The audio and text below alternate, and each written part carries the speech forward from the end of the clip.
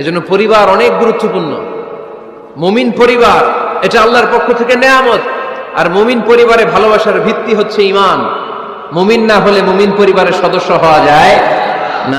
আমি আলহামদুলিল্লাহ আল্লাহ শুকর আদায় করতে পারি, আমার সজ্ঞানে নিজের পকেটের টাকা দিয়ে জীবনে আমি এদের কোনো জিনিস কিনি না।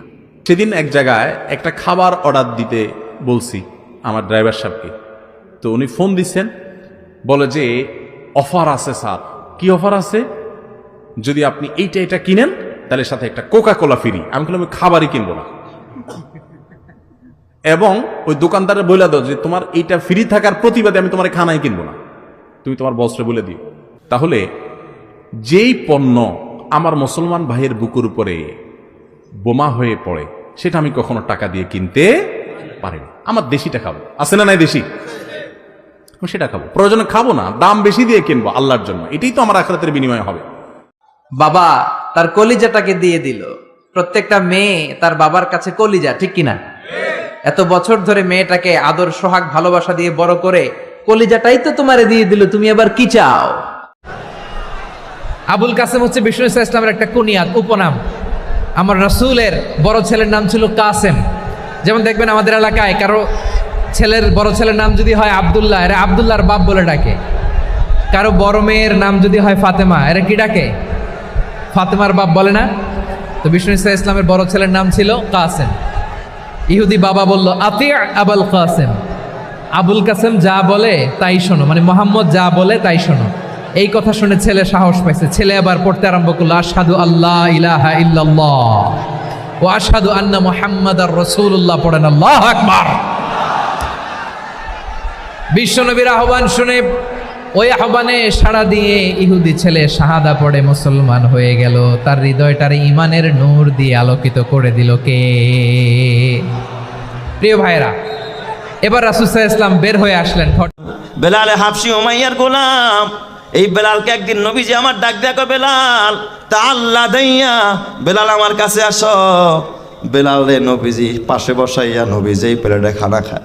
বেলাল রে কয়, বেলাল কুল মাই, তুমি আমার সাথে খাও। বেলালের চোখ দিয়া একদিক দিয়া দর দর করে পানি পড়ে, আরেক দিক দিয়া বেলাল মনটা বড় খারাপ, আবার চেহারায় বড় হাসি। নবীজি ডাক দিয়া বলে, বেলাল চোখে কেন পানি? বেলাল ডাক দিয়া বলে, ইয়া রাসূলুল্লাহ, ইয়া হাবিবাল্লাহ, এতদিন আমার মনে হয়েছে আমি মানুষ না। গোলামরা বুঝি কখনো মানুষ না, যে মানুষ তাকে মূল্যায়ন করে না। আমার মালিকের পায়ে জুতা আমারে জুতা দেয় না। আমার মালিক প্লেটে খানা খায়, আমি বেলালে প্লেটে খানা খাওয়ায় না। কারণ মালিকের সাথে গোলামের সাথে মিলে যাবে, এই জন্য গোলাম কলা পাতায় খানা খায়, মালিকের প্লেটে খানা খায়। মালিকের গায়ে জামা আছে, আমার গায়ে জামা নাই। মালিক খাটে ঘুমায়, আমার নিচে ঘুম পাড়ায়, যাতে আমার সাথে মিলে না যায়। তার দোকান থেকে দই মিষ্টি কিনতে পারবেন কিনা? হ্যাঁ, আমার মুসলিম ভাইয়ের দোকান থাকলে ওইটারে আমি বেশি প্রায়োরিটি দিব, ঠিক কিনা? কিন্তু যদি তাদের সার্ভিস নিতে চান, প্রোডাক্ট নিতে চান, পারবেন। তার দলিল সহিহ বুখারী, আম্মা জান আয়েশা রাদিয়াল্লাহু তাআলা আনহা বলেন, ইশতারা রাসূলুল্লাহ সাল্লাল্লাহু আলাইহি ওয়াসাল্লাম মিন ইয়াহুদিয়িন তুআমান ওয়া রাহানাহু দিরআহু মিন হাদিদ। রাসূল সাল্লাল্লাহু আলাইহি ওয়াসাল্লাম এক ইহুদির কাছ থেকে, কার কাছ থেকে? সবাই বলে নাই কার কাছ থেকে? আমার নবী, পেয়ারা নবী এক ইহুদির কাছ থেকে জব কিনেছিল। জব, বার্লি, যেটা দিয়ে রুটি বানায়। ওই জবের দাম দেওয়া টাকা পয়সা নবীর কাছে ছিল না। ফলে নবী ওনার একটা পোশাককে মর্গেজ রেখেছিলেন, মর্গেজ, বন্ধক, যে এখন এটার দাম দিতে পারবো না, কয়েক কেজি বার্লি নিয়ে যাই, আর বন্ধক হিসেবে আমার জামাটা রেখে গেলাম, যেই দিন দাম দিব ওই দিন জামাটা ছুটাই নিয়ে যাব। আপনি চাইলেই আপনার ফেসবুক দিয়ে জান্নাত কামাতে পারেন। ফেসবুকে আপনি আলোচকদের আলোচনা শেয়ার দিয়ে দিবেন, যতটা ভিউ হবে ততটা সওয়াব, এর পার্সেন্টেজ আমল নামায় দিবে কে? 27শে রমজান 26তম রাতে আমি ঘুমায় রইছি, দেখি ওনার বিবি, যারা আমি দাদি কইয়া ডাকতাম, দাদি এত রাত্রে কি চান? কয় এত রাত মানে সাহারির সময় তো শেষ হয়ে গেছে, আপনার দাদাই তো সাহারি খাইতে যায় নাই, কই গেছে? মসজিদের দিকে গিয়া দেখি এক কোণায় মোমের বাতি জ্বলতেছে, আর এক কোণায় আল্লাহর বান্দা মুয়াজ্জিন সাহেব সেজদায় পড়ে আছে। আমি ডাক দিয়া বললাম, দাদি খবরদার, আপনি এখন ডাক দিয়েন না, তার নামাজটা ভাঙেন না, সাহারি খাওয়ার সময় শেষ, রোজা হয়ে যাবে, সাহারি খাওয়ার দরকার নাই, সাহারি না খাইলেও রোজা হয়, আপনি বাসায় যান। এমনি আজান দিলে ঘুম ভাঙবে, মনে হয় গতকাল ঘুমাই নাই, আজকে একটু সেজদার মধ্যে গিয়ে ঘুমাইতেছে, আপনার চলে যান। আমার দিলের ভিতরে কৌতূহল, এখন আমি কি করব?